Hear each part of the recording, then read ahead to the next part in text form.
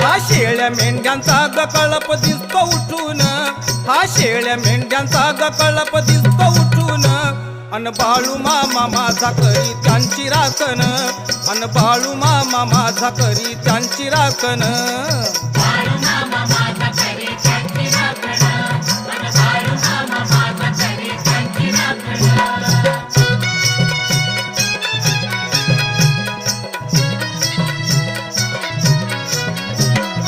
अनुवानी चालून या चारा पाणी देई, मुक्या प्राण्यांचा ग संत भार भगवाही.